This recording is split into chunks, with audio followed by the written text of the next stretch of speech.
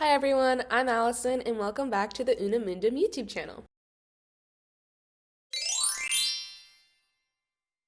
So today I'm going to be doing a continuation of my Google Calendar crash course, and this video is going to teach you how to make an event on Google Calendar. You have a ton of different things you can do with this. It's super streamlined and very easy to use. So the date and the times, you're going to have a beginning time and an end time. So I'm just going to set this to be tomorrow, and I'm going to say it's check-in meeting. And then if you want it to repeat, you can do daily, weekly, monthly, annually. So annually is good for birthdays. Monthly is good if you have like monthly end situations. And then every weekday if it's happening every day but not on weekends. So on custom, here you can say, I want it to repeat every 2 weeks, every 3 weeks, just if you have a special schedule. Obviously choose your day. And then for an end, you can end your series. So you can either say never, it'll just go on forever. If you say on, then you can set the date that you want to be the last day. And if you say after, if you, for example, know you're going to have 10 meetings, but you don't exactly know what date that is, I can put in end after 10 times and it'll stop after it's been on my calendar 10 times. So that's really neat.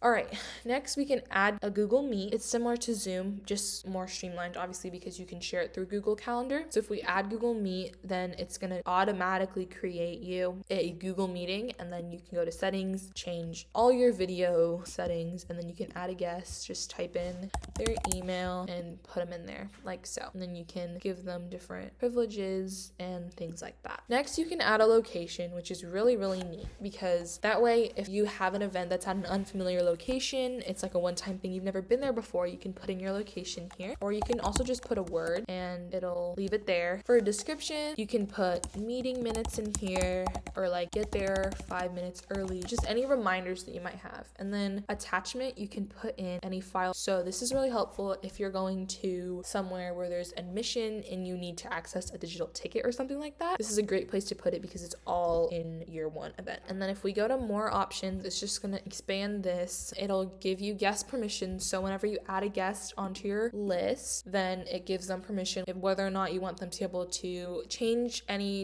event details, invite other guests, or see what other guests are on the list. And then over here, you can change which calendar you're on. So if you're on any shared calendars, if I wanted to put this on the organization calendar instead, I could do that. And then I can also change my event color if I want. And then also you can change the time zones. All right, we're gonna save that. And now we can see it's gonna be on my calendar every Tuesday. And then when I click on it, you'll see it gives me all of this information weekly on Tuesday, 10 times, my location, my any important notes, and then you can also edit your notification settings. So here you can get an email sent to you, and then this is however many minutes prior. And if you wanna have multiple notifications, say I want one 30 minutes before and then another 10-minute before reminder. If we go to find a time, you can see your whole calendar for that day. Just make sure nothing is overlapping. All right, so next we're gonna go here and you can see that I can duplicate this, and then I'll be able to edit this one, and I want it to be weekly on Wednesdays instead. So I'm gonna switch this to Wednesday, and then now I have the same series, but I copied it over just like that. All right, so that was how to make an event on Google Calendar. I hope this video was helpful.